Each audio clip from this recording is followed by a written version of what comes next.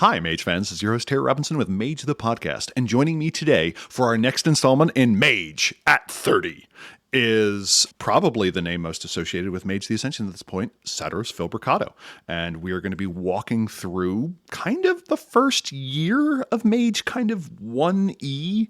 And we're gonna go through Satyros' memory palace. We're going to see what fetters, wonders, talismans, and collections of tasks we can pull off, pick up, shake the dust off, and see if they still have any resonance to them. So Satyros, how you doing? Oh, that was good. That was that was class. I love it. Someone once commented and said Terry's superpower is the ability to continually generate mage-inflected nonsense, and I have never been both more insulted and flattered at the same time. You're better at it than I am, man. Thank you. So, 30 years ago this month, I was standing at my job at Saxon Shoes, Virginia's largest shoe store, in basically a state of panic because I really, really, really wanted the mage job because it would get me the fuck out of Saxon and get me the fuck out of Richmond, Virginia. And I was afraid, at that point I'd interviewed for it. They sent me a draft of it while it was in editing. I sent back a 20-something page. This is what I would do. This is what I think. This is what I would change. Prospectus. And then I didn't hear anything. It was like tick, tick, tick. And Gen Con is coming up. Gen Con at this point is a few days away. And I'm like, I'm never going to get the job. Somebody else there. I'm going to be stuck here for the rest of my life. Oh, and I was like, yeah. And a friend of mine at the store was there, and she's like comforting me. She's like, no, it's going to be okay. It's going to be okay. It's going to be okay. And I get a, Phil, line 4. Phil, line 4. This accepted. And hello, this is Phil.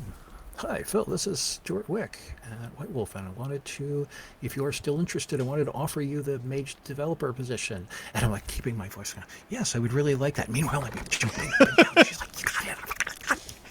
She's like, we're like both jumping up and down, like in Alice's restaurant. We're both jumping down and stuff. And I'm like trying to keep my voice down. Yeah, I would love that. And he's like, I know this is really late notice, but we would like it if you can come to Gen Con with us. And I said, yeah, I will see what I can do. And meanwhile, I'm going, fuck, and stuff. So I accepted the job, obviously, and my friend gave me a big hug, and then she ran to go tell our other friends that I'd got the job. Then I called my now former wife Kathy to let her know that I'd gotten the job, and then I called my dad to borrow money to get to Gen Con because I needed to fly out like the next day, because they said this was like 4 days, I think, maybe before Gen Con. Between the time that I was officially hired and, 1996, it was pretty much a blur.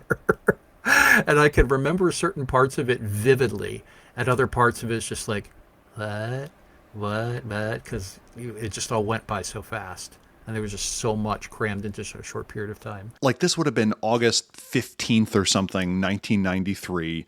Young Phil would have been, what, like 27, maybe 28? 27 at the time. The things that are wild about that to me are the fact that you had an RPG job that depended on going to a place, and that seemingly doesn't exist anymore, but also the fact that, like, in a much younger industry, handing a developer role to a 27-year-old, like, you were kind of old in some corners of that industry already. I was the third oldest person at Whitewolf. Yeah, and that's just kind of nuts to me. Like, you go through annals and like, oh, the first dean of MIT was like 32. Or something like that, an era where we just gave colleges and universities to people who had just barely gotten beyond a quarter life crisis. And then you went to Milwaukee. And what was that Gen Con 93 like, especially with such sleeper hits as Magic the Gathering also being released then? Magic, that's funny because people kept confusing Magic and Mage, partly because of the similarity of the title and partly because we had the tarot card on the cover. Magic had just come out a month and a half ago at Origins, I believe. And so it was the fucking hottest thing at the convention, and Mage was the second hottest thing at the convention because White Wolf at that point was white phosphorus. And one of the things I vividly remember both from that particular Gen Con and from pretty much every Gen Con until 98 was the sound of the crowd behind the doors, because you get there if you were with one of the companies or selling something, you would get there, the day before, and you would set up your booth, and you would start meeting people, and you'd walk around and talk to folks and get your bearings and get everything. And then the day that the convention would start, the sound of the crowd was kind of like, you ever seen Pink Floyd's The Wall? No. And the scene where the crowd is outside and the doors are shaking. The doors weren't shaking, but it felt like that. And there's this just feeling, this presence of tens of thousands of people on the other side of the doors. And then they would let the doors open and they would pour in. And the two places that the 90% of them would go, or three places 90% of them would go, was the TSR Castle, the Wizards of the Coast booth, and the White Wolf booth. That was the first stop for as many people as could get to it. And it was just amazing, but it was a blur. That I remember certain moments vividly, and a whole bunch of what. One of the really cool fun things from that was meeting Alan Varney, whose work I'd been reading for years, with the work they did with Hero Games, and his now wife, Beth Fiske, and meeting them, and they were just neat and awesome people. I liked them immediately. So they came up with this idea to publicize Werewolf the Apocalypse. They came up with this idea of, they were releasing the Book of the Worm, or had recently released the Book of the Worm, or getting ready to do another promo. I think it was for Under a Blood Red Moon, but I'm not entirely sure. Anyway, they were doing a Pentex board meeting, and anybody who's familiar with the books knows that the Pentex board of directors in the various different werewolf books were caricatures of the people on the White Wolf staff. And so the folks who were caricatured, got in makeup and stuff like that, and they staged the skit where they were having a Pentex board meeting, and a bunch of people, one guy dressed as a werewolf had this really impressive Krynos costume, and a number of people, including some folks on the staff, who were all like made up in paint and stuff like that to look like kinfolk. They charged into the meeting, and they killed a bunch of the members of the board. And up to this point, they had been giving away with a certain number of purchase, you would get a stock in Pentex. The folks who, again, bought a certain amount would get a certain amount of stock. And then after the killing of the board members, there was this whole thing to elect new members of the board.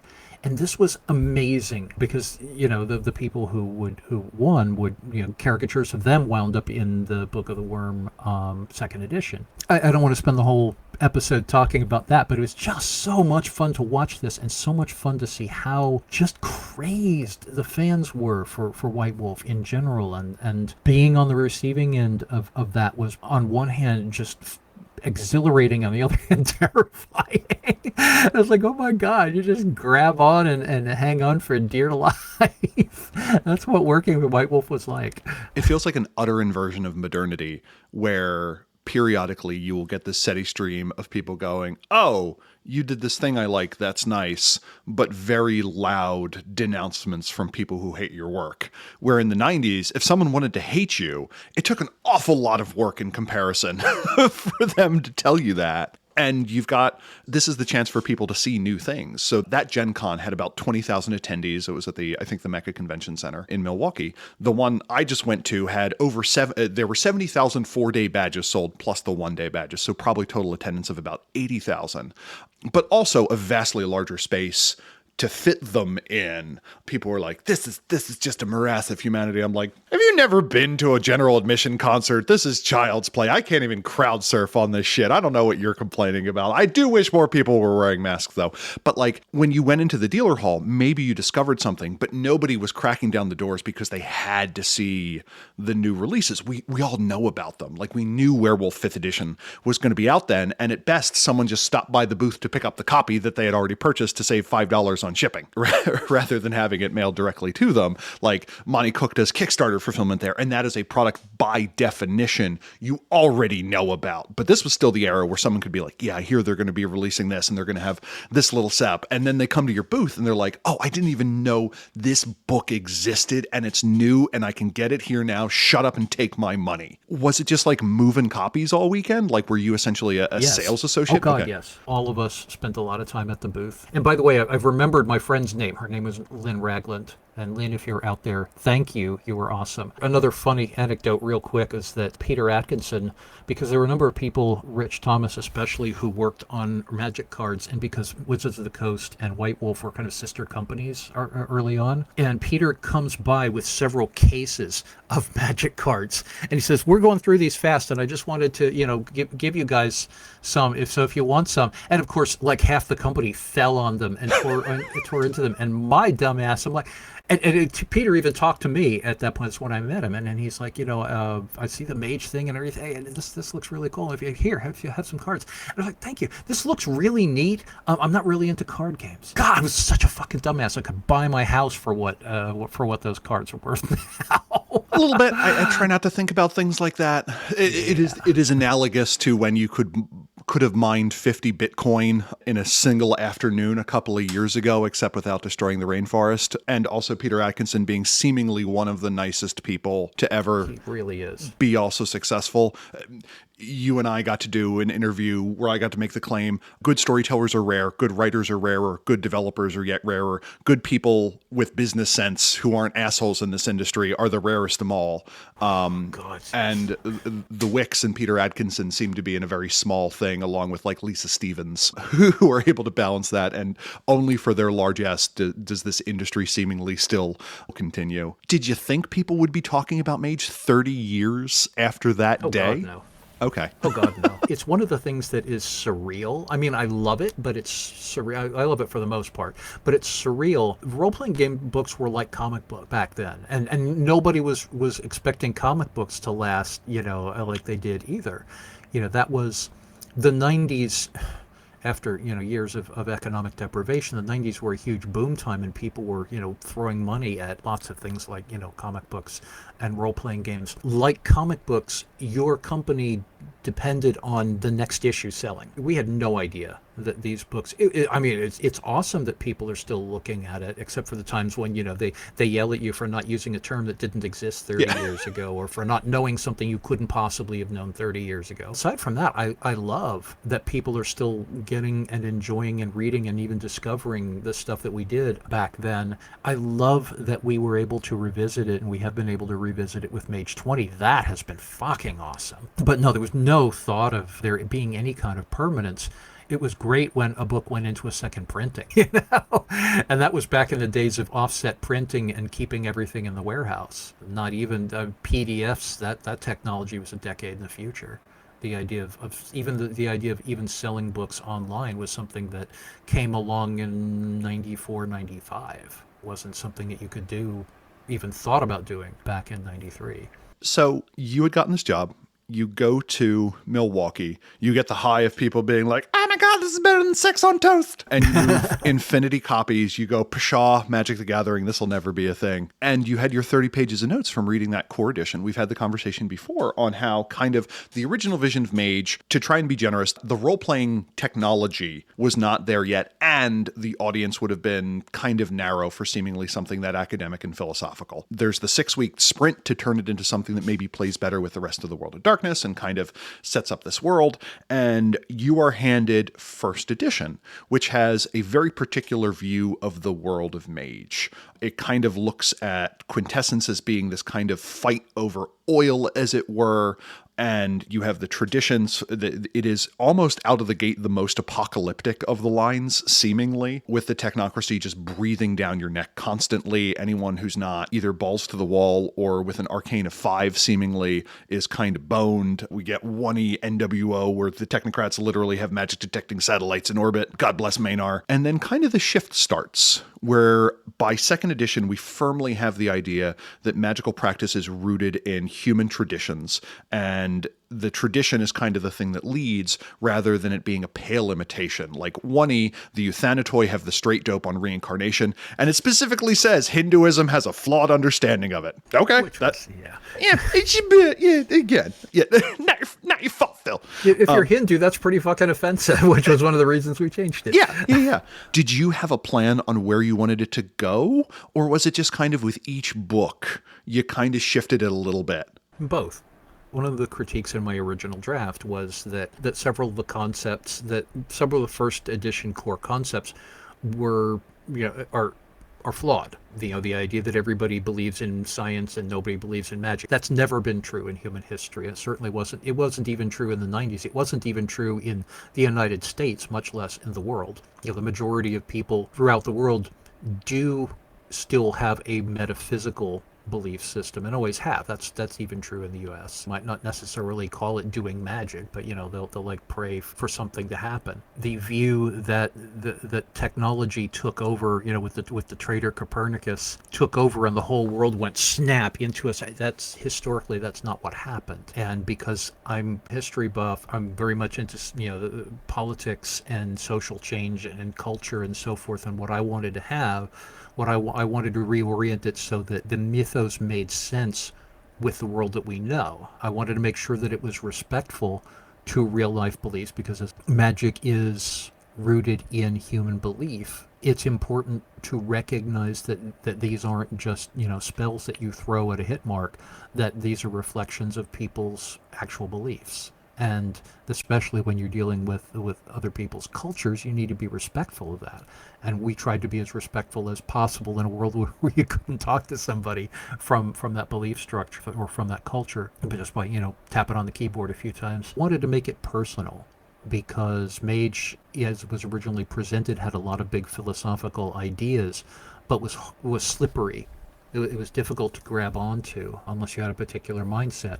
And I was like, both from a commercial standpoint of, do you want to sell more than 300 copies? And from a artistic standpoint, do you want to speak to and for a lot of people? Then I felt it had to resonate on a personal level, rather than there is a paradigm that moves the world forward going, my beliefs mean this because this, and making it, as I phrased it a lot in Mage 20, the intimate epic. Another part of the, okay, how do we make this work was taking a game that was represented on one hand by spaceships flying through purple space with lizard people on them, and folks on air bikes and things like that flinging around laser beams, and was also represented by guys jumping around with katanas on a rooftop, connecting the person who lives magic with the world of this wild, Umbra ship and spirit beings, and talking with gods and shit like that.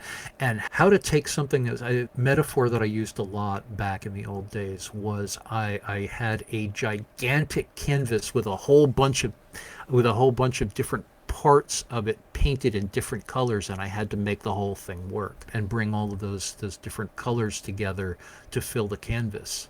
And on some levels, I'm still doing that 30 years later.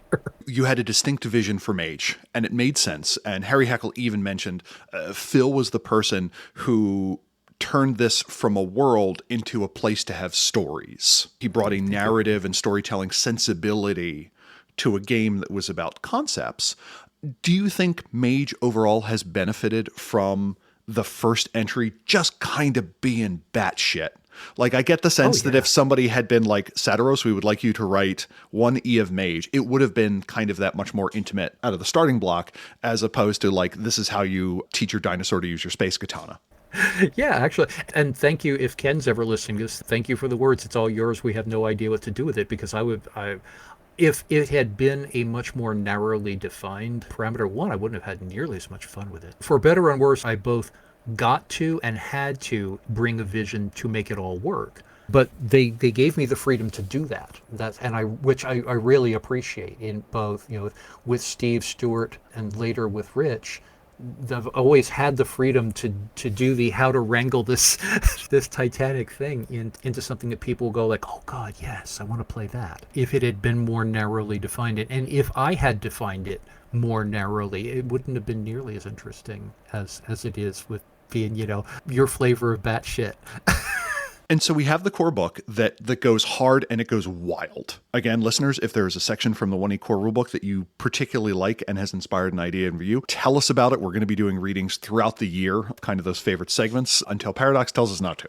Anyway, we have Mage the Ascension. It is this mystifying core rulebook. You have a black person on the cover. It is a reinterpretation of the Rider-Waite-Smith tarot card. So anyone familiar with it gets both that hit of, oh, this is mysterious, and oh, they're doing something different right off the bat. Then you have the 1E funny storyteller screen, which is just born of the art direction being like, we need to have this be as wild as humanly possible, from what I understand. And then we have Angel of Mercy, which is a supplement.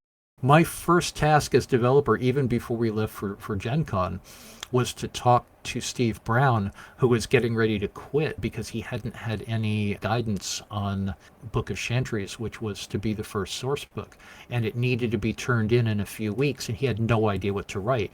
So first I talked him down, and then he and I brainstormed for like 3 hours or so. And then Kathy Ryan and I got into her car and drove to Gen Con. And when I got back, we got back, I went back to Virginia. I packed up my shit and moved it down, moved in with Brian Campbell. That would be end of August, beginning of September. And by that point, Steve already had a bunch of material for me, and Steve and I were literally writing the book with some help from Jim Moore, who Bill had introduced me to. Jim and I hit it off immediately. So I was like, we need to have a module in the back of this book. Jim, could you write something? He's like, yeah, I'll put on Samuel Hayton. We brainstormed up the thing in like an afternoon, and he wrote it up and got it to me, and then I was fitting the pieces together. But no, it was digital. The order in which I did the books: Book of Chantries, Technocracy Progenitors, Luma Fate, Virtual Adepts, Digital Web, Sons of Ether, Verbena. I did the tradition books starting in reverse because I didn't have anybody to write the Akashic Brotherhood book, and I needed to have... meanwhile, I had Darren McKeeman, who was raring to go on Virtual Adepts, so I gave him the contract for that as soon as I got hired. Since the Digital Web was in my brainstorm document, so that was the first one where I started laying the groundwork for it. Daniel Greenberg, Darren McKeeman, and myself, I think Bill Bridges and I know Brian Campbell were part of those brainstorming sessions as well, but started hashing out what the digital web would be. That came later. Okay. The first order of business was I want to say Chris Hind. He had already written most of the first draft. That was an experience right there. And the Canadian Postal Service does not like nudity. You got Comstock. So we had mailing envelope from the office that had images from the various different lines, and some of the envelopes had the Thanatos design on them, and some of them had the Verbena design on them. And I had sent Chris's red lines back to him, and Chris is living in Canada, sent the red lines to him in one of the Verbena envelopes, and they never reached him because somebody at the post service thought that they were pornography and destroyed it. So when he contacted me saying I haven't got the red lines yet, and then we realized what happened, I had to go through the book and redline it again. At that point, I learned to photocopy your red lines in case something happens to them, because this is all pre the days when you could send a text over the internet. It had to be hard copy. Our writers were sending us floppy disks with the stuff on them, and we were sending back printouts with red lines. Was that the William Kaluta Verbena tradition book art or some other? Yes. Okay, cool. No, it was the William Kaluta designs, yeah. Someone best described to me as how to tell the difference between Mage the Ascension and Mage the Awakening is it all William Kaluta or just a bunch of William Kaluta? Well, he also, poor William also had to do those in like 4 weeks or something like that, because they were still creating the traditions when the book was when the book was headed toward press. And so that's why some of those images are really, really elaborate, and some of them look like William sketched them out in an hour, because he did, because he needed to get them in. I miss the era of illustration. I think black and white can be just as impactful as some of the modern color pieces, but that's just me being crotchety. You mentioned Book of Chantries, and kind of two things immediately come out to me. One, Mage, compared to all the other lines, its opening book was about places, where Vampire's first book was a player's guide and Werewolf's first book was a player's guide with more merits and options and shit like that. The other thing that occurs to me is that car ride plus brainstorming session is seemingly the most fecund period of Mage ideas in human history, because I look through the Book of Chantries and like Duizatep is still being mentioned. Porthos and Chiron Mustai guide the 2e meta plot. We get the House of Helikar events, which kind of drive events. We get our first introduction to Vormos. Why was a Book of Chantries kind of chosen as Mage's first book? And I guess, why do you think so many of those characters have had such an enduring effect on what people think of the iconic figures of Mage? Well, it was commissioned. That book was commissioned before I was hired.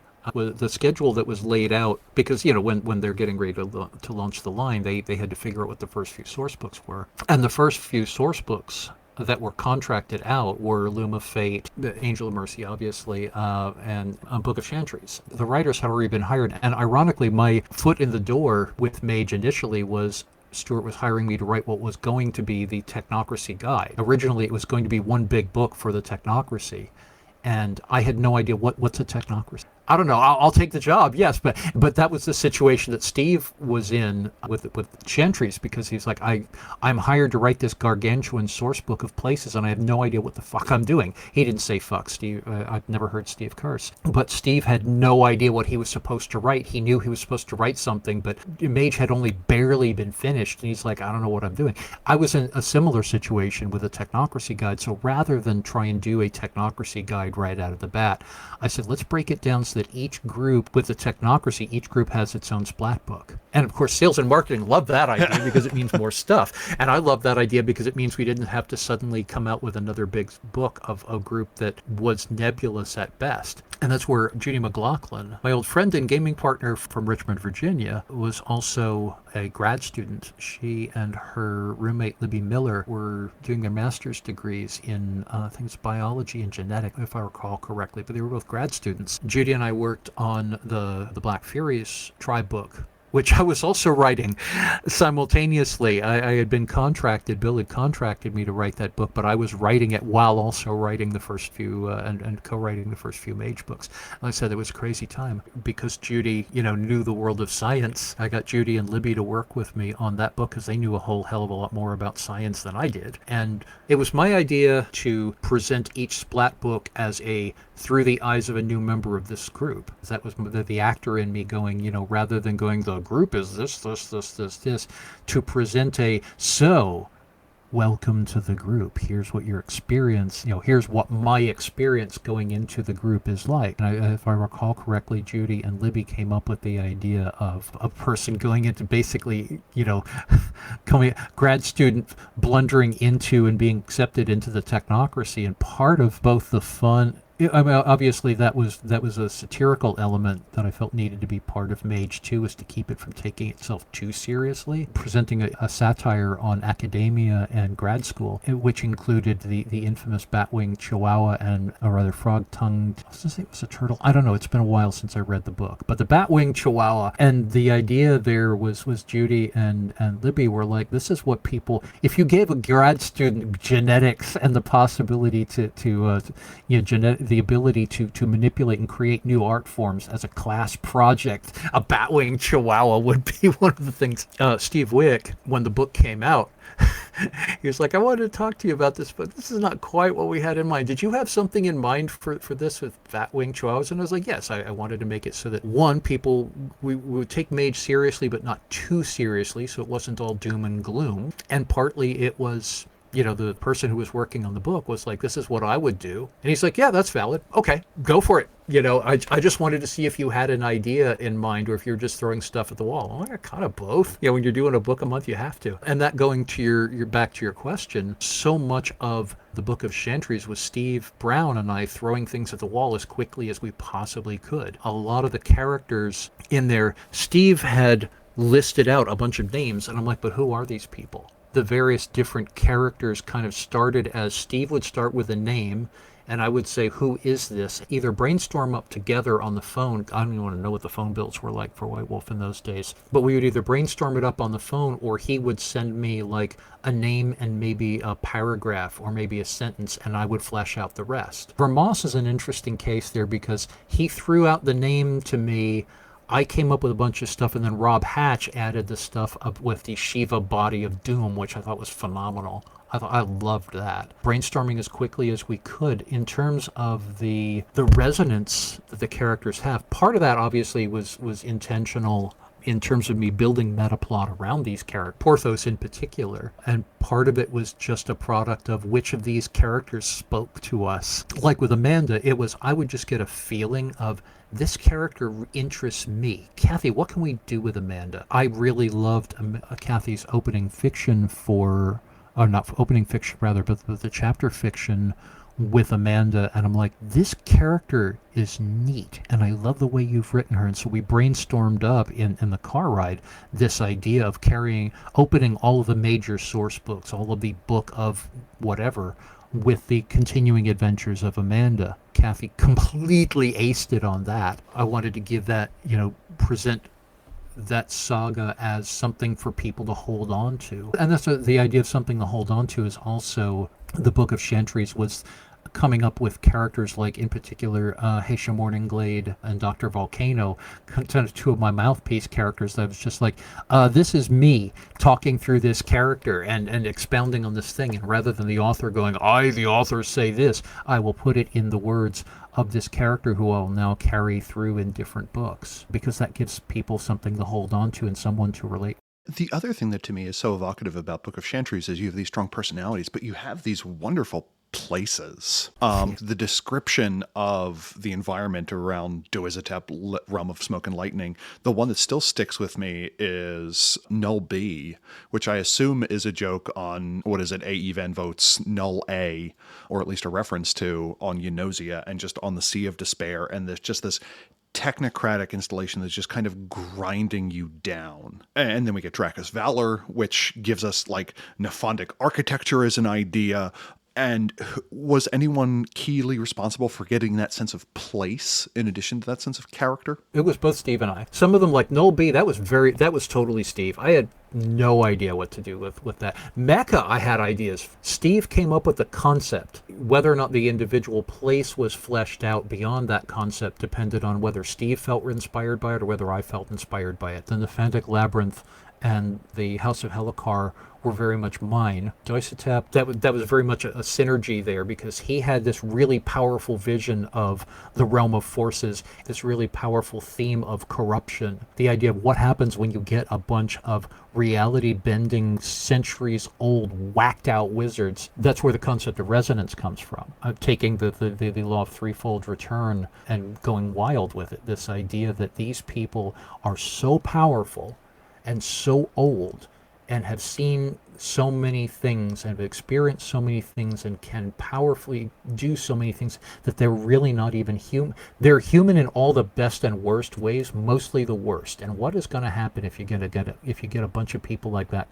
They're going to be a bunch of scheming, backstabbing, crazy people whose whims are shaping the world around them into something that is virtually uninhabitable, and yet they still live there. And that idea really appealed to me. It was, Steve would come up with a concept, I would run with it, and he ran further with some of them, and I ran further with some of them. Like the Nightmare Theater, I think he had like a few sentences, and I was just like, I can totally get into this. Homeless kids in an abandoned theater, neat. And that one's mostly mine. Null B, Morovia, those are mostly his. It was really a trade-off. Steve would come up with an idea, and which one of those ideas got fleshed out more depended on how we felt about it. And what did the 6 dot mean to you at that point? Oh, God, it meant a typo. Oh, okay. Because there's a bunch of them running around. We got Porthos and Vormoths. Andrew Greenberg had recently introduced the idea of disciplines higher than 5. I thought, because I did the stat blocks for all those characters, I thought if you're dealing with a guy who's been a mage for 500 years, that dude's going to be pretty fucking powerful. He's going to be more powerful than a player character. And it was just one of those things where I kind of threw it in there as a placeholder without really thinking about the implications, because I was also madly trying to make the mage magic system make sense. A big part of that first year involved talking to people who'd bought the book and who were running the game and going, okay, what are your experiences with it? And one of the biggest experiences was help. And when I was filling out the stat blocks, I had no fucking clue how the magic system worked. I was brainstorming that in among a whole bunch of other things. By the time that the book went to press, I realized that I didn't want to tackle the idea of sphere levels above 5 because sphere 5 gave you, the power of nuke, but I didn't take them out because I was juggling a whole bunch of other stuff. And obviously, as soon as it made it into print, people wanted to know how it worked out in game. And of course, that led to headaches I'm still dealing with 40 years later. But initially, it was kind of a placeholder where it's like, you think Forces 5 is great. This guy has Forces 6. I'm not going to tell you what Forces 6 is. It's essentially plot device as dots. And Vampire explicitly did that with some of the higher level ones where they're just like, I'm not going to tell you what it does, but this guy can do something arbitrarily powerful that has to do with animalism or fortitude. This person can get hit by a nuke or something like that. And as a storyteller, you were allowed to kind of do whatever you want. It happened with a bunch of the early, very powerful old generation vampires where it would be listed as having Obfuscate 7 or something like that. And we didn't even have Obfuscate 6 yet. And there might be a footnote that says, oh, by the way, this is what that means. But okay. Yeah, that's certainly fine. That it's kind of an artifact of being like, again, that broad board with so much place that is not filled in and kind of it just being a marker or a direction for where things could go. I worked on that book for about 3 weeks. Steve worked on it obviously longer than that. But that book was all told, there was less than 2 months in between the time that I, got the call from Steve and the time that book went into editing was less than 2 months. What was it like being in an office? Like, as weird as that sounds, like I do a writing assignment now. Travis says you have 9,000 words to talk about the Celestial Chorus. Go. I don't know what anyone else is doing. Maybe I bat around an idea with the person who's writing up the Templars or something like that for Forbidden Magics or something like that. But otherwise, I'm just kind of in my own thing. Like, I feel like I have almost the opposite of what you folks had, where I have infinite reference material, but finite ability to talk to my fellow authors, where if you're all in an office or you're all making long distance phone calls for extended periods of time, but you're lucky if you can get access to a university library for a couple hours to check one or two things. Kind of, what did that writing process feel like when everyone was in an office, or at least was much more interconnected during it? It was a lot faster. It was like a bullpen, and for all intents and purposes, was a bullpen. In a comic company. On most levels, it was awesome because there was this tremendous spirit of creativity and collaboration there. I mean, everybody, including the folks who were in the warehouse, was part of the creative process. One of the things that I missed as the company grew was that at that very beginning, we were all a team. We were the rock band, and everybody had an instrument, and we were just jamming until all hours. I guess that's the closest analogy, other than the bullpen, which literally it was, but it was like a band, and everybody had their riffs, and everybody had their instruments, and everybody would, for at least for a while, we were all listening to each other and encouraging one another. And when that process began to break down, partly because it was too big, partly because we started getting financial divisions with the people who were getting relatively low salaries and the people who had been there for a while and got big salaries. And a lot of it was because we pushed so hard. It was 24/7 crunch time, always. There was never we're now in crunch time. Those first few years were crunch time. But that period to you lasted a couple of years? I started fragmenting on it around 1995, and I became the first person to telecommute in, I believe it was 96, because the office politics and patience for being around other people had burned out to the point where I'm like, I will get more work done at home. Those first 2 years, we were always, you could close the door, and and those of us who had doors, which we didn't even have cubicles until the second office, or rather the second office complex. Early on, everybody had their own office, except for, I think, Kathy, Michelle, and Sam shared one big office in the layout in the production department. But you could close the door, and most of us did when we really seriously needed to get something written. But for the most part, people would, unless there was a sign on the door, people would come in and you would talk about stuff. Hey, can I talk to you about this? Can I ask you about this?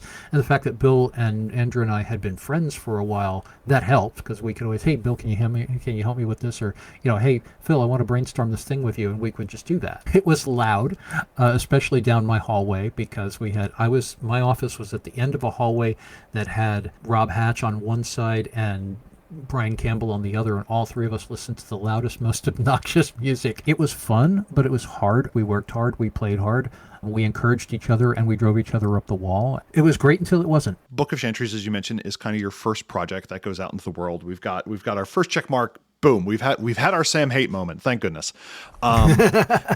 Technocracy, Progenitors, and Luma Fate are kind of the next up early in queue, along with Virtual Adepts and Digital Web. What was that early Technocracy to you? Again, we get that core presentation that technology is just kind of a veneer over some truer magic in an attempt to extinguish creativity from the world. Where was the Technocracy? Where did you want it to go?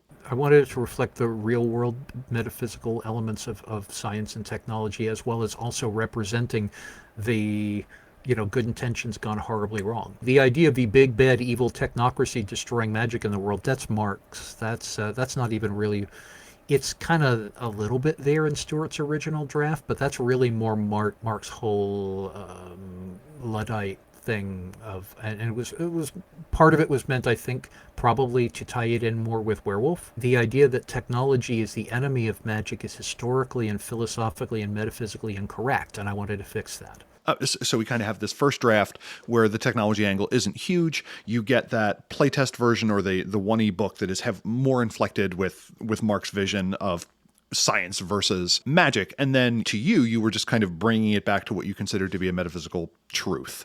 Yeah, that it would ultimately be, it wasn't that technology is bad, it's that what the Technocratic Union, which was Brian Campbell coined that term, because I said we've got to have something else to call it, and Brian Campbell came up with both the Order of Reason and the Technocratic Union. And Brian deserves the majority of the credit. Brian and Judith McLaughlin deserve the majority of the credit for the direction that the technocracy went. My idea was, we need to fix this because technology is not innately evil, and technology and historically speaking, most forms of pretty much all forms of technology and science began as magic. The roots of chemistry is alchemy. The roots of architecture is architecture, but sacred geometry. The roots of modern medicine are quote unquote witchcraft, Herbalism, pharmaceuticals, so forth. Herbalism, Ayurveda, they're not separate. It's what you do with them. And we started working with that vision in Book of Chantries, where I was saying, I wanted to show in all of those groups, except really for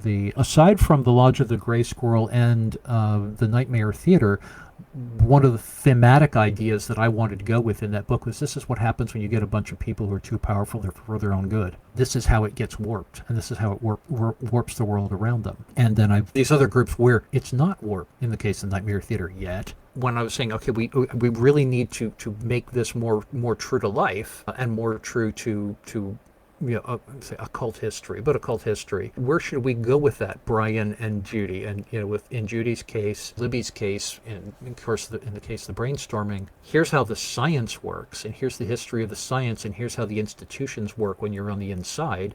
And in Brian's case, it was, here's how we riff on the prisoner to make statements about oppressive systems destroying the individual. So it wasn't not necessarily about any implicit presumption that technology is imprisoning or destructive of the individual, but just that it seemed like this group in the Ascension conflict is seemingly winning, and this is kind of where it can go if anyone wins. Yeah, that was another thing too, is I felt the conflict dynamic was more engaging if, rather than you're running in the shadows of this horrible thing, it's you have power. But you're not the only one who has power. To make it more of a struggle between, Kathy phrased it, the battle for reality, that idea of reality on the brink, rather than reality being dominated, rather than making it the conflict between science and magic. That's a false dichotomy. It was between different people with different agendas using different tools. Kind of over time, this is me making an overly broad generalization, but the Technocracy has kind of become the Magneto of Mage Yep. the Ascension. And I wouldn't be so, if we had enough fans, we would have Tychoides was right shirts running around with the Shepherd Fairy design. Did you have a sense that that's what the Technocracy was going to be, that it would be so thoroughly embraced by the player base over time? In the 90s, the tradition editions fulfilled this idea that I can finally be myself. This is a group that believes in the power of diversity, even though it is complicated and messy. And now we're in a world where, for fuck's sake, can someone in charge just do something? And the Technocracy kind of fulfills that in modernity. Was that something? Oh, that was totally intentional. That's one of the other reasons that I ran with the idea of doing different splat books from the perspective of, rather than presenting the Technocracy conventions as these are the evil people who do the thing, it was, you are one of the people doing the thing. I wanted the Technocracy to be more, say, humanized. That idea of, the evil monolith. Because, again, I don't think, it's not science that is evil, and the idea that people are abusing the power to change reality, well, that's just as true of wizards as it is of technocrats. So you don't consider anything intrinsic to the Technocracy being authoritarian or anything? Oh, the Technocracy is totally authoritarian. It's what happened. It's good intentions gone horribly wrong. The Technocracy absolutely is authoritarian. They absolutely practice fascism. They absolutely have practiced genocide. Again, I was very straightforward about that in Victorian Mage. To clarify, yes. Would you consider them uniquely authoritarian? Oh God, no. The wizards are just as bad. That was part of what I was getting at with Vormos and Dosatep, was the wizards are just selfish, powerful fuckers are selfish, powerful fuckers, and it doesn't matter whether they're using computers or Enochian, they're evil, powerful fuckers. Which is why, to me, and I've talked about this at length, but why to me the ultimate villains in Mage are the Nefandi, because they are openly embracing malice as opposed to having a good idea gone bad. So that gives us Progenitors, and that was a book where the Technocracy was kind of finding its feet, or at least that's kind of what it felt like. It very much kind of had its foot in both worlds, and it had a bunch of evocative things. But when someone is like just knocked out and replaced with a clone, you're like, that's a choice. But it was good to know that from one of the authors, the thing where the professor went around and asked for tissue samples from everyone, that was a real thing. And I'm like, oh, didn't have that as a chemistry or an actuarial science major. That's all I did. And we still have Luma Fate, Digital Web, and Virtual Adepts on the horizon. Well, Luma Fate was the next one that I did. And I was simultaneously developing and writing and brainstorming on a bunch of them at once. So the order is kind of a little bit scattered, except Digital Web, no, that was down the line. That book didn't even get started until after Book of Chantries was done. Luma Fate, let's say Chris had mostly written it by that point, and I kind of guided a rewrite to it, and then I rewrote a bunch of it myself, because one of the problem with doing modules for Mage is that Mage is itself not linear, and that there's so many possibilities with Mage that trying to direct a linear story is railroading the players, and I hate railroading. Knowing that it had to be a module, and knowing that we had to have at least a fairly linear story, Chris and I brainstormed out the breaking it down into basically a tragedy in 4 acts, and giving a bunch of different options. If this, then this. If this, then this. If this, then this. While saying, and this is a way that what I do when I'm running games is I come up with this is who's doing what to whom and how they're doing it when the characters get involved. This is who they are, this is what they want, this is what they're doing when the characters get involved. And the characters, because I write like, think like, and run games like an actor, I adjust what happens after that based on, okay, this is what the antagonist wants, this is how the antagonist is doing it, this is how the antagonist may respond based on their wants and their tactics, how they may respond to what the players do. And then it becomes a back and forth until you get to the point where, regardless of what happens, you're going to have a resolution. Here are the potential resolutions. Brainstormed working, portraying the tragedy of Weaver through the Rubaiyat of Omar Khayyam, and turning that adventure into a kind of a meditation on mortality. I don't think I put a lot of deep thought into this is going to be a meditation on mortality. I think that was one of those juggling as fast as I can. I always feel like anything that I work on, especially with mages, it has to mean something deeper. That was the meditation on mortality, and the ultimate tragedy of the potential tragedy of awakening is what we restructured Luma Fate into. Meanwhile, Judy and Libby were working on Technocracy Progenitors. I had started brainstorming with Darren on Virtual Adepts and how we wanted to present that. And I come up with the idea of presenting virtual adepts as a flow of information, because that's literally what they're doing. Their view of enlightenment is enlightenment through the transformation of information. It's kind of interesting, just to go back. You talk about the difficulty of writing modules for Mage, and to me it was always this thing where, how do you write a module for someone with Correspondence 3? And the Star Trek problem of there's only so many times you can deal with ionic interference or something like that before people are just like, come on. It was always interesting to me that Mage got so few city books, because to me the solution to the module problem is you basically just need this world where things are happening that characters can run into and plot kind of falls out the other end. But that's certainly difficult to manage too. Fallen Tower, Las Vegas, we got one. But the problem with city books, I mean, one, they didn't sell for shit. Aside from Chicago, they tanked. If you are writing an area source book, you're dealing with a phenomenal amount of information. If you live there, you're too close to it, and it's too focused on your personal interaction, your personal experience with that space. If you don't live there, then you're getting a bunch of shit wrong. And either way, you're trying to sum up something that is infinitely complex in a few dozen thousand words. And Mage then gets other world source books, and that is kind of the answer to it, where no one can be wrong about what's in Horizon. No one can be wrong about what's in the digital web. No one can be wrong about what's in the High Umbra.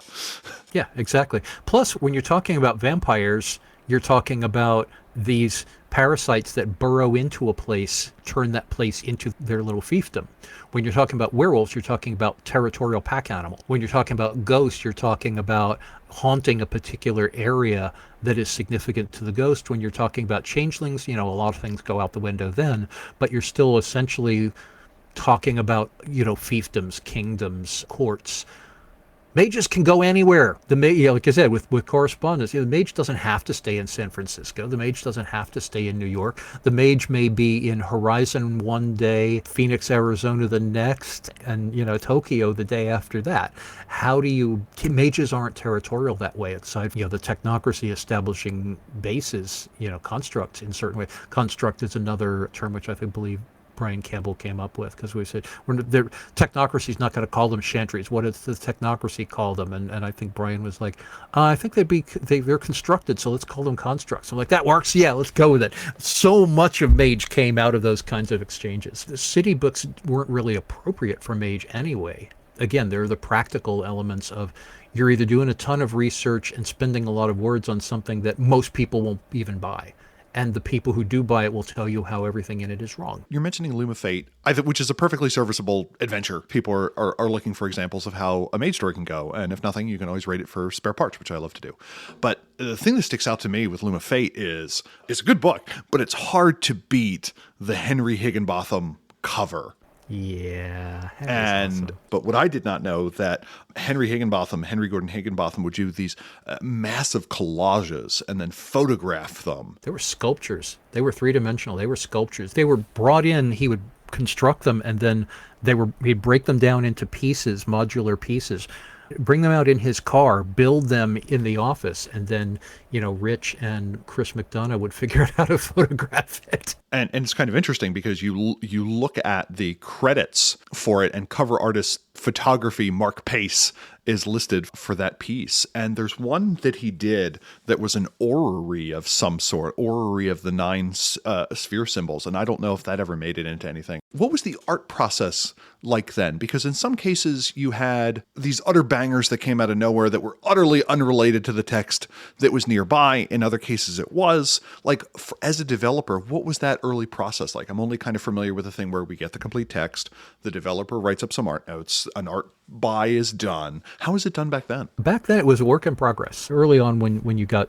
Vampire, Werewolf, and Mage first came out, there wasn't a particular aesthetic associated with them. Obviously, you look at the aesthetic on first edition, either especially with Werewolf or Mage, and it's all over the place, because at that point the text hadn't been written yet. Rich Thomas would brainstorm up with the artists. Rich would hire artists based on either worked with them on something before, or a portfolio review that he liked, or he'd meet somebody at a convention and he liked them. So pretty much the same way that we dealt with writers. The artists initially had a tremendous amount of leeway in what they did, because we were publishing the books as quickly as we could. Obviously that was resulting in, it worked really well for Vampire because vampires. process started falling apart with Werewolf because until, yeah, and again, that's Rich Thomas, did that panorama of what the different tribes looked like, and that the identity of, telling a silver fang from a bone gnawer and so forth. And then you've got Ron Spencer, who managed to run with that in these amazing directions. Mage's original visual identity was trench coats and katanas.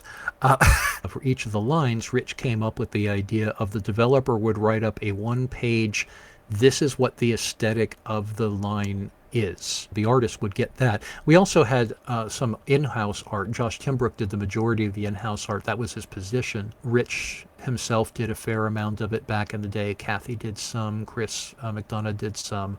I think Michelle Praler did some. The majority of it was, we would write up this is the aesthetic of this thing, and then the developer would talk to the artist or talk to the art director and say, I want to have some images that look sort of like this. That process had limited applicability. Rich, and then when he joined the staff in, I believe it was 93, Lawrence Snelly, who had come over from the comic book industry, Larry said, we've got to be more organized about this. So we came up with the idea of the art notes for the different, you have an art note for this, for art notes for the full pages. The developer would write up the art notes. I want this kind of image for this kind of image for this. Part of the process there involved tailoring the art notes to the artist. Ideally, you would work with somebody like Mark Jackson or Echo Chernick, who you got to know personally and could talk to them about, and then brainstorm the art notes based on their style and the way that they like to get art notes. Because some artists are really, really resistant to detailed art notes. Some artists, rather, the more detailed you can make the art notes, the better they like it. Over the course of this changing process, is we went to just throw everything at the wall to writing up a kind of an overview of the book for the artist, to a list of art notes that you ideally can go over with the artist. By that point, Rich has hired the artist for this book or this book or this book. And of course, obviously, when you're dealing with that many books in that shorter period of time, it started getting all kind of tangled up into who was being able to be scheduled for what when. And then that's not even bringing in the problem with artists and writers who choke up a hairball on a project and people have to throw the art together at the last second or the writing together at the last second. Or, as unfortunately happened with Andrew Korteling, they die while working on something. In addition to refining the process, Larry also brought in this phenomenal idea of signature characters. We had signature characters, but Larry said, get every designer to create 5 or 6 signature characters that are going to carry over through different books to give a face to the line. And I thought that was a phenomenal idea. And obviously we all came up with a bunch of cool characters, most of whom had by that point already appeared in a few books. And those characters were designed for basically superheroes. They were going to be the identity of the line, and that they were supposed to be engaging and visually engaging and attractive in a way that would get people to want to know more. There was a portion where the artist would be sent the pre-edit version of the book, but most of the artists didn't read it. And that was also just getting expensive because, we're still talking at that point about sending out manuscripts, and a big printed manuscript cost a few bucks to send, and you didn't know whether the artist would actually get it or not. So we started doing really abbreviated. The way Onyx Path is still doing things today is the developer will come up with a list of illustrations and say, I want to have this, I want to have this, I want to have this. And then the artist is given a certain amount of leeway. And again, ideally, you can tailor that list of descriptions to the artist. In the case of working with in-house people like Rich or Josh, you could go over to the office and talk to them about it. That was one of those helpful things about having the office, was just being able to go over and knock on Rich's door, or have him come over and say, hey, Phil, I got to have these designs for this book. What do you want them to look like? When that would be really fun is if you got a working relationship with an artist, again, Mark Jackson, Echo Chernick, Rich himself. We had a not only a working relationship, but a vocabulary for how to phrase the art notes. And this is one of the things that attracted me to Echo's work in the first place, was Echo did this amazing like Tarot style design for her pieces in A Fragile Path that were visually completely out there in terms of what Mage illustrations looked like, which is exactly what I wanted. And I was like, I don't know who this H.J. McKinney is, but I want them to work on like everything Mage because they get it.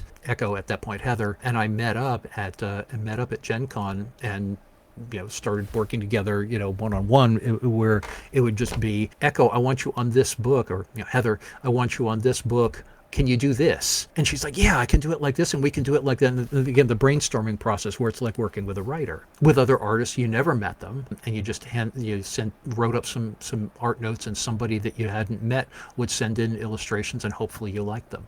So it really depended.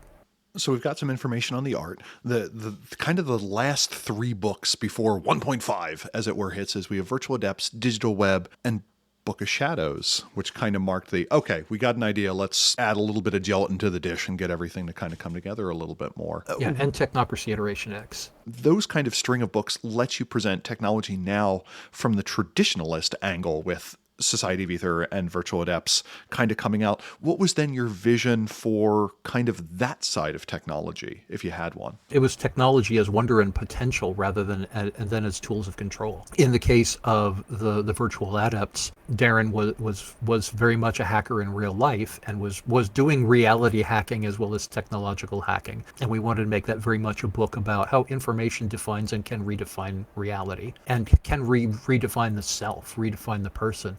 The opening words of that book, I hate myself, I hate my body, I hate my flesh, everything the flesh is, I hate. That book was about transcending the flesh through technology. Whereas Bill, in my favorite of the pre-Book of Shadows Mage books, Bill just went pulp bonzo with the Aetherite book, and just that book is a fucking blast. I love that book. It is so much fun. Bill was, looking at it as science, wonder, possibility. How dare you try to chain down what I'm capable of doing? I'll show you all, fools. I love that. That book was so much fun. And then Paul Mercer, formerly of the Changelings, who still has his project, the Ghost Project, played with Faith and the Muse and a bunch of other people. Maureen Tucker he played with. Paul and his then wife Kalina were interns at White Wolf, and they were among the first people to playtest Mage, and Paul was one of the first people to play an Aetherite, a Son of Ether, and he was like, can I write some stuff for the Sons of Ether? I'm like, yeah, man, go for it. And he and I just like sat in the office at one time and he brainstormed up some things and he turned them in. I was like, yes, have fun. That book was a blast. I usually, with almost every book that I work on, whether it's, Mage or Deliria or my novels or whatever, I reach what I call this fucking book stage, where I'm so tired of working on it, where it seems like it's never going to get done and everything is wrong. The Sons of Ether Tradition book is one of the very few books I've worked on in my entire career that did not have this fucking book stage. Every day working on that book was fun. Science as fun. Brian being very much the avatar as the technocracy as the force of oppression. Judy being this is how science actually works when you're a scientist. And with Libby's input on that as well. Though Libby was not a writer, she brainstormed a lot with Judy on those books. And Bill and Darren and Daniel Greenberg, when we get into Digital Web, being science as possibility and technology as possibility, which is how I view it. So on one hand, technology drives me up the wall because of my dyslexia and dyscalculia. I have problems with following systems in precise order. Otherwise, everything gets fucked up. But I love the potential of science. I love the potential of technology. I love that we are able right now to sit in a virtual room and talk to each other, and that people will get to listen to this on their phones, and that this is being recorded, and that people will get to virtually sit with us in a virtual room that has no physical components other than the cameras and the microphones. That to me is magic. That to me is the possibility of technology, and I fucking love it. So the approach to technology in Mage was very much both. The technology can be used to spy on you and to destroy you, and the technology can also be used to free you. and elevate you, and you can ascend through it and transform yourself, or you can be utterly crushed. And it depends. It's not the device, it's what someone does with it. The unfair part to me about Society of Ether, the Sons of Ether 1E book, is all the illustrations by Quentin Hoover. Talk about people who have influenced my kind of view of the world of darkness. The fact that Quentin Hoover did your art, to me, is proof that people are like, Mage is part of the world of darkness. I'm like, it's kind of a cousin. It's okay. Yeah, it's urban fantasy at worst in comparison. It's like there's horror there, but that's not its home. That's not where it lives to me. Yeah, poor Quentin, because unfortunately for folks who don't know this, Quentin passed a few years ago unexpectedly. And he was a wonderful artist. He was a great guy. He was wonderful to work with. And Mark Jackson, who is just one of my favorite people in the world. He and I got to be best friends while we were working on Mage, and that friendship still continues. And the two of them just captured that whole freewheeling fun of science and that whole, pulp gone batshit thing. And that just, and then Kathy Ryan, when laying it out, Lady Catherine Ryan laying it out like an issue of Paradigma, just that book, all the aggravation that I've had on so many other books in my career, that book is one of those everything worked. And you make mention of this potential of science and its ability to transcend. That kind of, to me, leads into digital web. And it seems in kind of the 1E core, the digital web was set up as a place where the Ascension War, if it existed there, was being waged differently. And it was kind of in that original text listed as a place that Adepts and Mastered kind of went, And your characters could be, you could have 3 dots in something and you were the big fish in that pond. Or you could deal with someone and not know who they were. But also we have the question of, is the digital web a distraction? Are we, to quote Neil Postman, amusing ourselves to death? Like, what was your view then of that early digital web? Oh, both. In the original design document, I was like, the internet is a changing force of reality. We have to have a book on that. And the term digital web is mine. And that idea of the digital web being its own, not a technological place constructed, but the idea of it being a reality and an entity unto itself is mine. There's also Sam Inabinit came up with the idea of Mount Kaf, which is, I believe, is a metaphysical concept out of real life lore, but that idea of the place that is not a place but is all places. That element of it came from Sam Inabinit and how he tied in, while brainstorming things up, brainstormed up the Elebatine in the Book of Shadows. The concept for how we approached it was very much a 3-way conflict between myself, Daniel Greenberg, and Darren McKeeman, and a big stack of Wired and Mondo 2000, that magazine that all three of us were reading at the time. And the idea of futurism, the early net futurism of transcending physical reality in itself, was like, okay, well, this is the realm where you do it, and it's not entirely astral travel in the traditional way, but it sort of is. But it's accessing that back door, and which I think that was Darren, but that whole literally back door into another reality. The idea that it was that it's an entity that is fueled by the life force of the people on it. That was mine, because that's how it fucking feels. That you spend the day at the keyboard and you're just like, why am I so tired? I feel like I ran a fucking marathon because the digital web's been sucking your soul. It's kind of interesting. You make mention of the use of the word entity. That is something that pops up in M20, where I think for the first time, the digital web is listed as semi-conscious. In the first digital web, I suggest it. In the second digital web, I say, oh my God, is it in M20? It's like, yeah, it is. Okay. The idea of the web as a conscious entity in and of itself, that goes all the way back to the first digital web. I just didn't say it in as many words because I wanted it to be people fear that maybe. I forget where it is, but it's some virtual adepts had this controversial theory that Book of Shadows was kind of that 1.5 edition. What was it like learning how people were playing and figuring out, okay, we need to provide some direction. Where do we go next? Because that is... Book of Shadows, even if you don't use any of the ideas in it, is just such a fire hose of potential in a way that I don't think was followed up until Book of Mirrors or maybe the revised Storyteller Handbook, just in terms of this is what Mage can be. What was that lead up and what was the feeling you had in putting out that 1.5 edition? It was twofold. I wanted to make the rules more workable, involved a whole lot of talking with people like the Loophole Fairy and figuring out how, what was broken and how to shore it up. Part of it was expanding on things that either were mentioned, like Kurtaman, but nobody had Kurtaman, so we had to do Kurtaman. Things that needed a rule system to them, like Do. The Akashic Brotherhood, does Do. Okay, how do you do that in a game?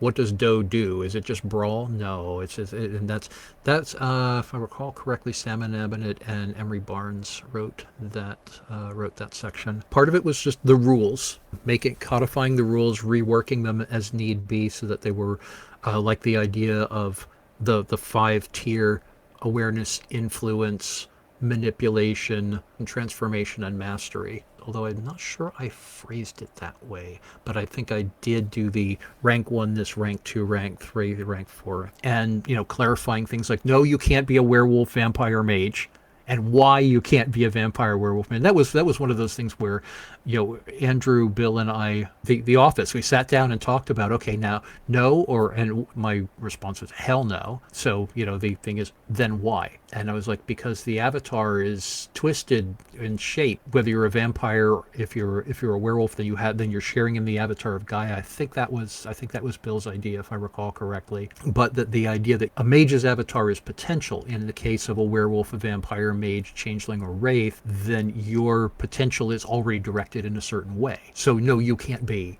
using awakened magic. You can use head magic, you can use thaumaturgy, you can use gifts, but that's comes from the way your avatar is shaped. And part of it was thematic, and part of it was historical. Mage needs a backstory. Okay, so what is it? And that's where Sam Chupp wrote the section on the traditions, and then I added to that.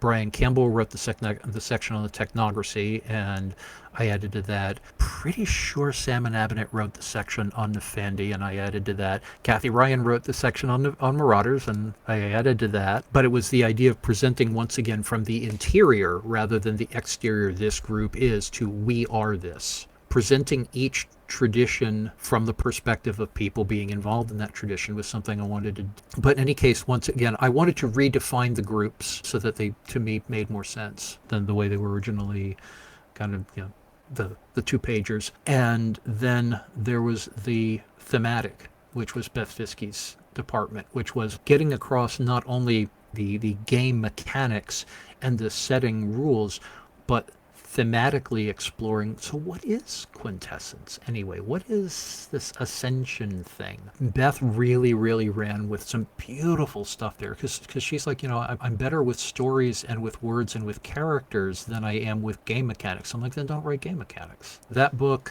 Mage Second, or where I learned that I should just write the game mechanics my fucking self. Kevin Andrew Murphy, who wrote the Kurtaman rules and wrote some of the sections about symbolism and so forth, wanted to basically redo the rules. There was a particular very hermetic style that was authentic to a particular style of tradition. I'm like, no, this has to be universal. That's one of the things also that came out of those discussions was, I said, Mage has to be universal. There are different groups who are going to see things this way or that way, but the rules of magic have to apply. We're not going to have a whole bunch of different systems of magic. There's going to be one system of sphere magic and one system of hedge magic, but that came later, and we know how much of a headache that book was.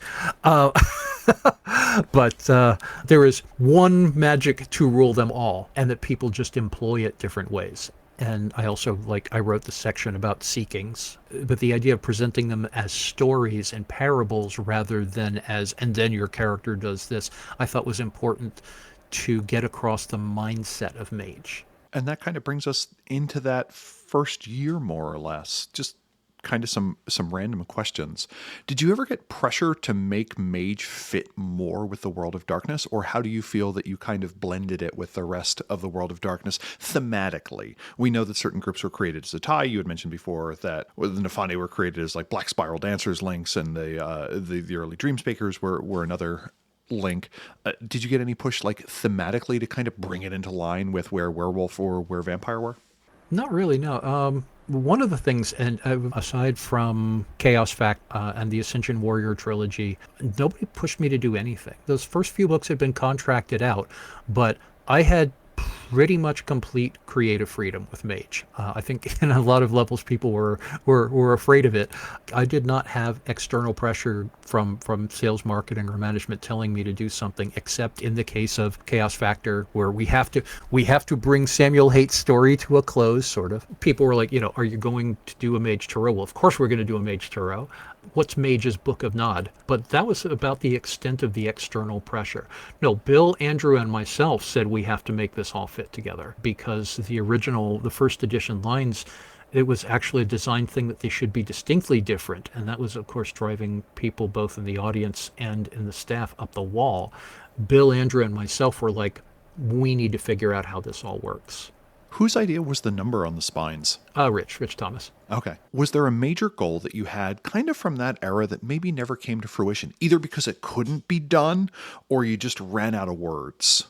Oh, so many. One of the big ones was Rich and I always wanted to do a pulp era Mage or a World War II era Mage. And I always wanted to do like a whole thing. And obviously Sorcerer's Crusade, or it was originally pitched as Fall of the Covenants, I felt we needed to do a medieval style fantasy game. But I was all in favor of, I wanted to do a pulp style, and it never came to be.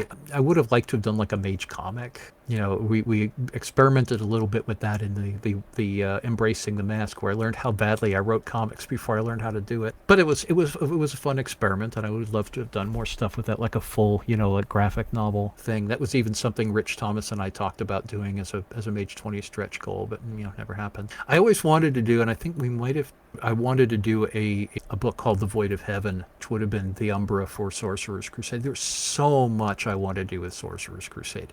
I was really starting to feel definitely burned out with Mage by the time, by 1998, and I was in the process of kind of grooming Jess Hennig to take over Ascension while I shifted over to doing Sorcerer's Crusade full time. Obviously, things were technically that did happen because when I had my falling out with management, and they wanted me gone, and I wanted to be gone, so I've handed it off to Jess. I said I want Jess to be the one to take over Mage, and Mike Tinney did the Art House imprint, where he picked up the things that White Wolf was going to cancel, and he said, I'll handle this. And he hired to do the Sorcerer's Crusade line. But that actually isn't what ended up happening until I finally just, threw down the toys and stomped away in 99 through 2000. But there was so much that I wanted to do with Sorcerer's Crusade.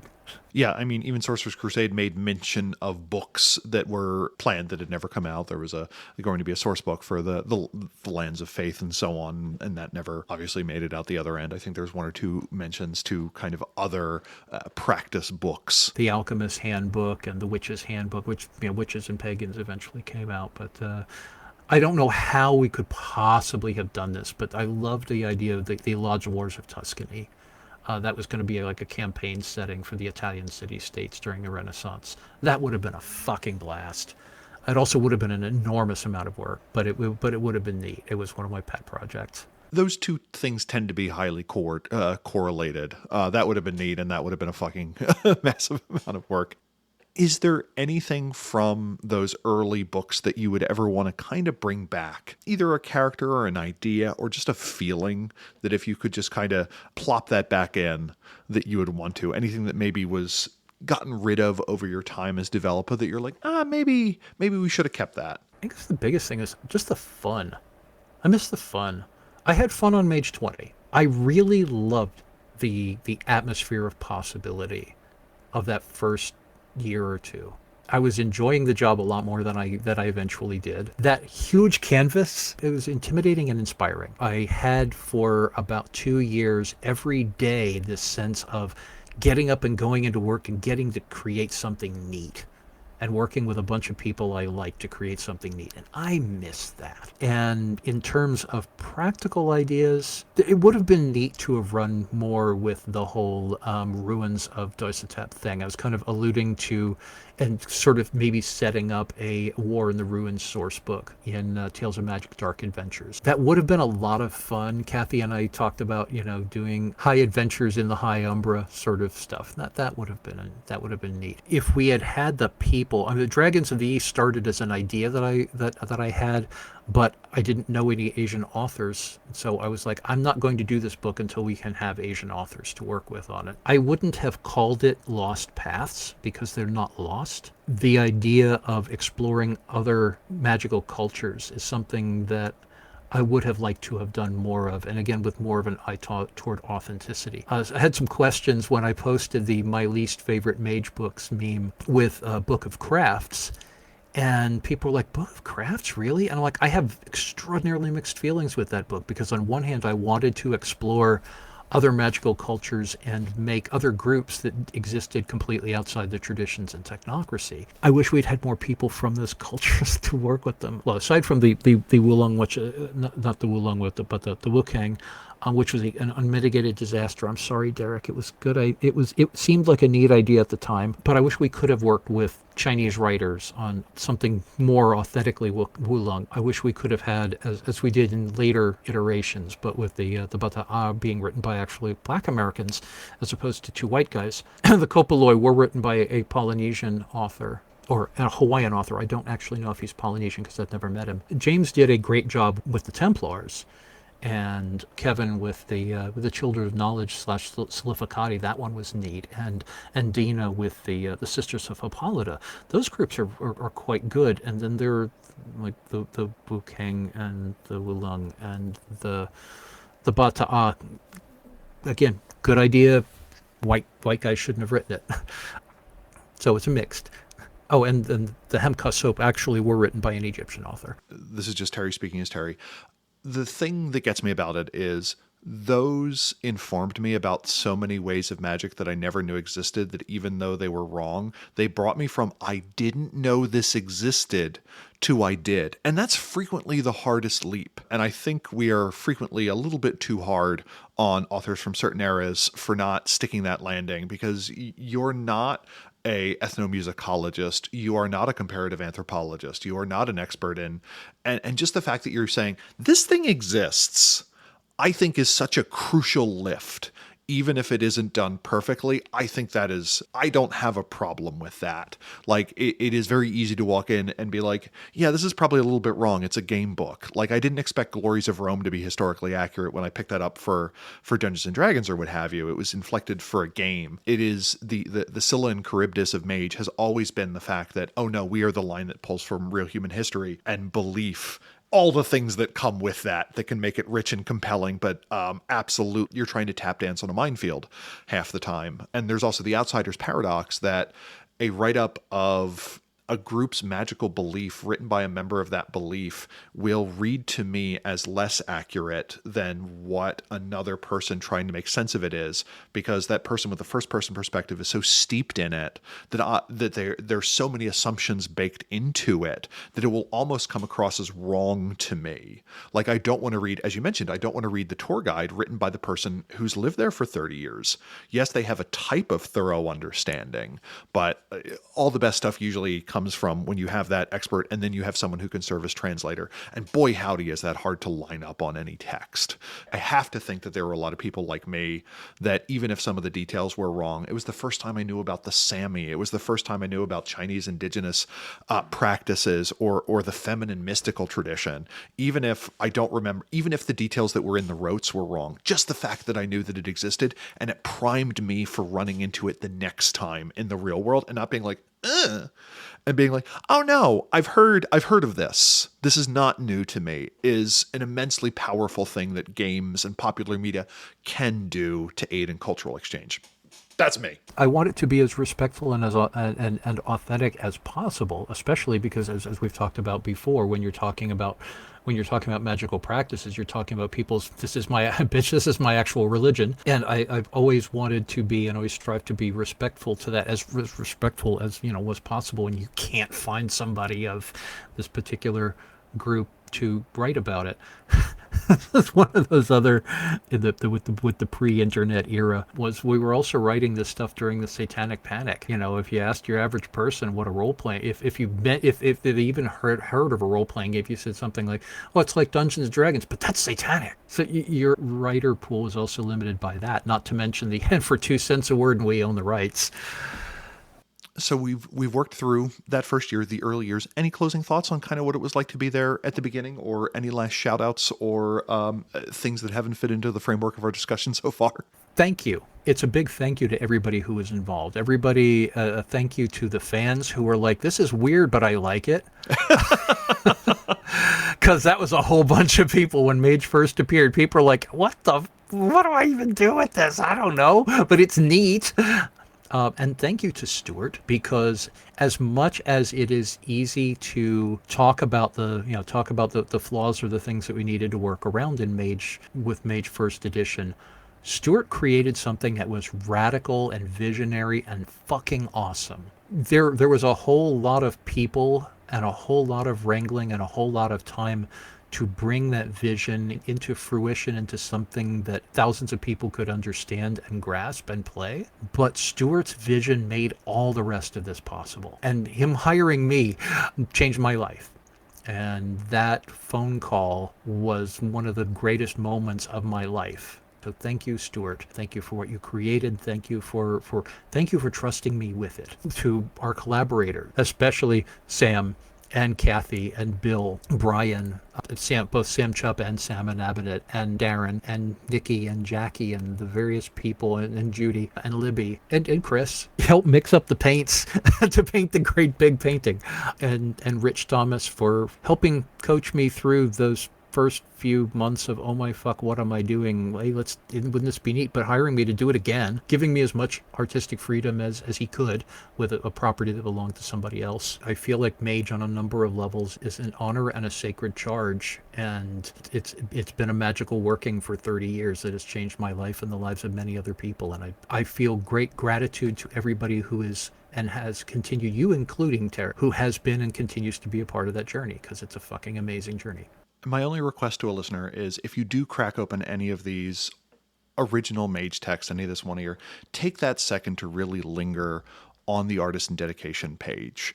Mage became a different game to me when I realized that list of names was a list of people who had lives and background, who were pouring that life experience and their time into it. I love doing author interviews for people who do STV, and the sheer bravery required to say, I will probably not make any money off of this, but I have an idea and I want it to exist in the world, is the greatest act of magic, or the first act of magic that a person can perform. And to participate, as you mentioned, in that grand ritual is something that will hopefully allow this hobby and this adventure and the possibility to exist for the next, hopefully, 30 years. Fingers crossed that we accumulate enough successes in Quintessence to keep the ritual going. So, but well put. With that, what are 2 things that you would like to direct the audience for? You frequently have 10. I can't list them all in the show notes. I only have so many characters to work with. So let's just pick 2 or 3. One I'm going to point at, I'm going to take it from you, is your TikTok series on early Mage stuff has been lovely. It's also fascinating for someone who's like, musician, author, layout designer, guy figuring out TikTok. You get to go on Satyros' personal journey of exploring a new technology, which is kind of fun. And I'll include a link to that in the show notes. You're doing a bunch of stuff around Mage at 30. I wanted to use M30, but I didn't want people to think that there was a new edition. So God, people have been asking me about that all month, and I'm like, no. They're like, why not? I'm like, because we would have to have started it 4 years ago. Yeah. What should we point people at? I also really want to point people at my non-Mage work. The novel Red Shoes and my collection of short fiction Valhalla with a Twist of Leaf. Those are available through all major booksellers. For sale in some brick and mortar stores as well, but it's on like Amazon and Barnes & Noble and Books A Million and so forth. I do love being that damn Mage guy, but I'm not only that damn Mage guy. These are the things that continue to pay my rent and bills, and are things that I have created and continue to create outside of Mage, with a number of the same ideas, obviously, because they're coming from me, but are taking them in my direction rather than within the World of Darkness framework. And my Patreon, which is how people can and do support me creating those other things. And we will include a link to all those things in the show notes. Satyros, thank you so much for your time. Thank you. Thank you as well, Terry. Take care, everybody. Thanks.